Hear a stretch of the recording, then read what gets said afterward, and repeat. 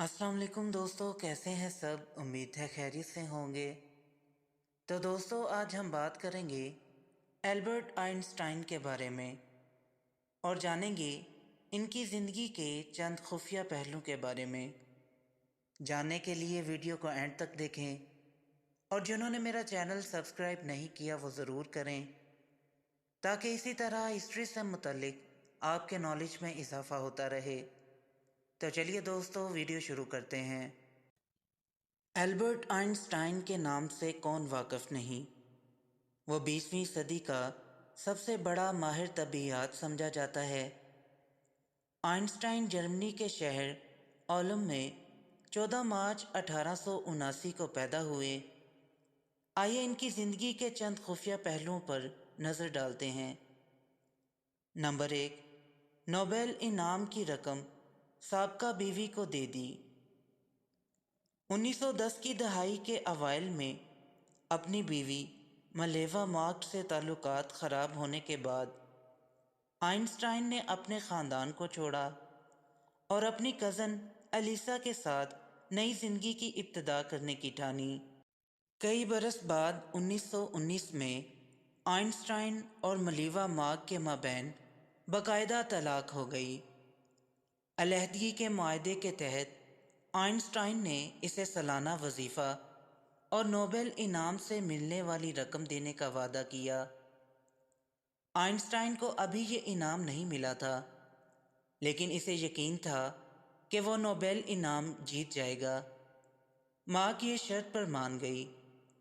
1922 میں جب آئنسٹائن نے یہ انعام وصول کیا تو اس سے ملنے والی رقم سے سابقہ بیوی کو ادائیگی کر دی۔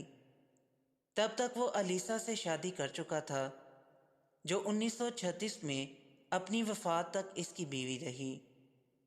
نمبر 2، سورج گرہن نے آئنسٹائن کو مشہور کر دیا۔ 1915 میں آئنسٹائن کا نظریہ اضافیت شائع ہوا، جس کے مطابق خلا اور وقت کی بنت میں کشش ثقل کے میدان گریویٹیشنل فیلڈ سے بگاڑ پیدا ہوتا ہے۔ طبیعیات کی دنیا میں یہ ایک جرأت مندانہ نظریہ تھا جو مئی 1919 تک متنازع رہا، لیکن تب سورج گرہن نے وہ حالات پیدا کر دیے جن میں اس دعوے کو تجربے کی کسوٹی پر پرکھا جا سکتا تھا۔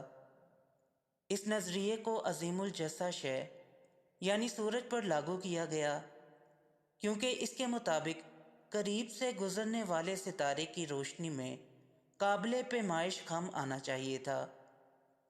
اب آئنسٹائن کے نظریے کی صداقت کا امتحان تھا۔ برطانوی ماہر فلکیات آرتھر نے مغربی افریقہ کے ساحل کا سفر کیا اور سورج گرہن کی تصاویر لیں۔ ان تصاویر کا تجزیہ کرنے پر اس نے تصدیق کی کہ سورج کی کشش ثقل سے روشنی کو تقریباً 1.78 سیکنڈ کی خمیدگی آئی۔ اس خبر نے آئنسٹائن کو راتوں رات شہرت کی بلندیوں پر پہنچا دیا۔ اخبارات نے اسے سر آئزک نیوٹن کا جانشین قرار دے دیا اور وہ دنیا بھر میں اپنے نظریات اور کائنات کے موضوع پر لیکچر دینے لگا۔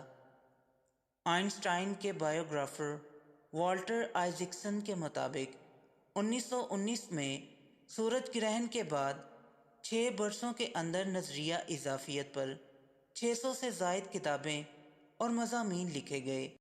نمبر 3، ایف بی آئی دہائیوں تک آئنسٹائن کی نگرانی کرتی رہی۔ 1933 میں ہٹلر کے اقتدار میں آنے کے بعد آئنسٹائن نے برلن چھوڑا اور ریاستہائے متحدہ امریکہ آ گیا۔ وہ نیو جرسی میں انسٹیٹیوٹ آف ایڈوانس اسٹڈی سے منسلک ہو گیا۔ امن پسندی، شہری حقوق اور بائیں بازو کی حمایت کی وجہ سے جے ایڈگر ہوور کی سربراہی میں کام کرنے والا خفیہ ادارہ ایف بی آئی اسے مشکوک سمجھنے لگا۔ امریکہ آمد کے بعد اس خفیہ ادارے نے آئنسٹائن کی نگرانی شروع کر دی، جو 22 سال تک ہوتی رہی۔ ایجنٹ اس کے فون کال سنتے رہے، اس کے خطوط کھول کر پڑھتے رہے اور اس کے کوڑا کرکٹ کی چھان بین کرتے رہے تاکہ اس کی سوویت یونین سے تعلقات کا کوئی ثبوت مل جائے۔ انہیں یہ بھی شبہ تھا کہ آئنسٹائن جان سے مارنے والی شعاعیں بنا رہا ہے۔ خفیہ ادارے کی ساری نگرانی بیکار گئی۔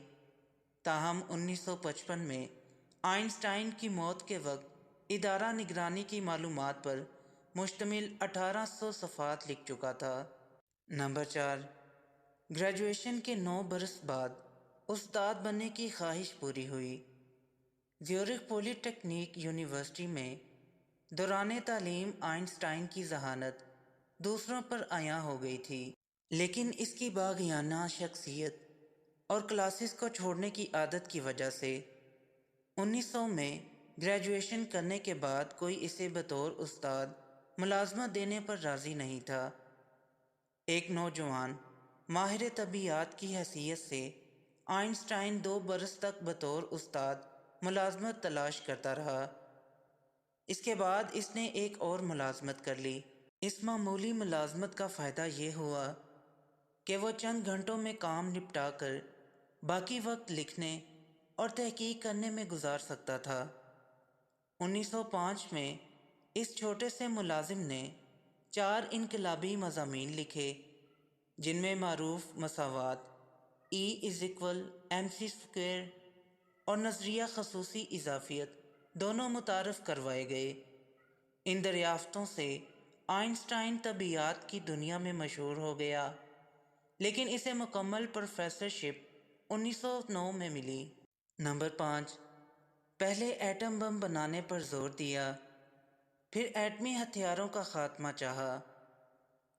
1930 کی دہائی کے اواخر میں آئنسٹائن کو خبر ملی کہ جرمن سائنسدان ایٹم بم بنانے کی راہ پر چل پڑے ہیں۔ نازیوں کے ہاتھوں میں اتنے تباہ کن ہتھیار کے آنے کے خطرے کے پیش نظر اس نے اپنی امن پسندی کو ایک جانب رکھا اور ہنگری کے ماہر طبیعیات لیو سیلارڈ کے ساتھ مل کر امریکی صدر کو ایٹمی تحقیق پر مائل کرنے کے لیے خط لکھا۔ اس مقصد کے لیے بنائے گئے منصوبے میں اگرچہ آئنسٹائن نے براہ راست حصہ نہیں لیا، لیکن ہیروشیما اور ناگاساکی پر ایٹمی حملوں کے بعد اسے ان ہتھیاروں کی پیداوار میں اپنی معمولی کردار پر بھی افسوس ہوا۔ آئنسٹائن نے ایک جریدے کو انٹرویو دیتے ہوئے کہا کہ اگر مجھے معلوم ہوتا کہ جرمن ایٹم بم بنانے میں کامیاب نہیں ہوں گے تو میں کبھی اس کی تائید نہ کرتا۔ وہ ایٹمی ہتھیاروں کے خاتمے کا وکیل بن گیا۔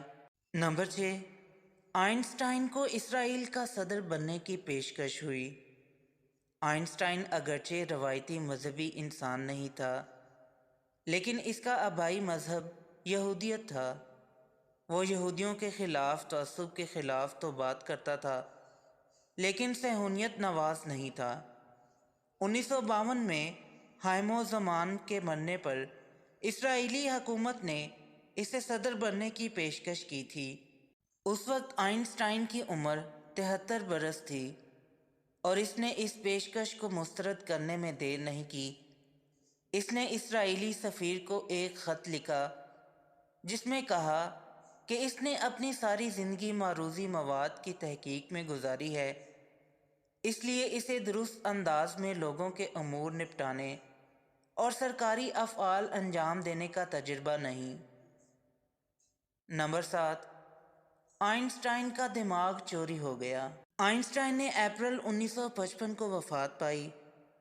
اس نے اپنا مردہ جسم جلا دینے کی استدعا کی تھی، البتہ لاش کا طبی معائنہ کرنے والے ماہر امراض تھامس ہاروے نے آئنسٹائن کا دماغ نکال کر چرا لیا۔ وہ اس فطین انسان کی دماغی راز جاننا چاہتا تھا۔ اس کے بعد اس نے آئنسٹائن کے بیٹے کی نیم رضامندی سے آئنسٹائن کے دماغ کو ٹکڑوں میں کاٹ دیا اور مختلف سائنسدانوں کو تحقیق کے لیے بھیج دیا۔ 1980 کی دہائی کے بعد آئنسٹائن کے دماغ پر بہت سی تحقیقات ہوئیں، لیکن پیشتر کو مسترد کر دیا گیا یا ناقابل اعتبار سمجھا گیا۔ نمبر 8، بطور طالب علم ریاضی میں فیل نہیں ہوا۔ عام خیال ہے کہ آئنسٹائن بطور طالب علم ریاضی میں کمزور تھا اور فیل بھی ہوا تھا۔ اس مضمون میں کمزور طالب علموں کو ایسی خبر سے شاید سکون ملتا ہے، تاہم ریکارڈ سے پتہ چلتا ہے کہ آئنسٹائن نے ریاضی میں بہت اچھی کارکردگی کا مظاہرہ کیا۔ اسکول کے دنوں میں اس نے اعلیٰ گریڈ حاصل کیے۔ 15 برس کی عمر میں لازمی فوجی خدمات سے بچنے کے لیے اس نے جرمنی چھوڑا، لیکن تب تک اس کا شمار کلاس کے قابل طلباء میں ہوتا تھا۔ اسے ریاضی اور سائنس کے پیچیدہ تصورات کو سمجھنے میں مشکل نہیں ہوتی تھی۔ جب ایک خبر میں دعویٰ کیا گیا کہ وہ ریاضی کے مضمون میں فیل ہو گیا تھا تو آئنسٹائن نے اس کی تردید کی۔ تو دوستو، یہ تھی آج کی ویڈیو پسند آئی ہو تو لائک ضرور کریں اور میرے چینل کو سبسکرائب کریں۔ پھر ملتے ہیں ایک نئی ویڈیو کے ساتھ، تب تک کے لیے اجازت دیں۔ اللہ حافظ۔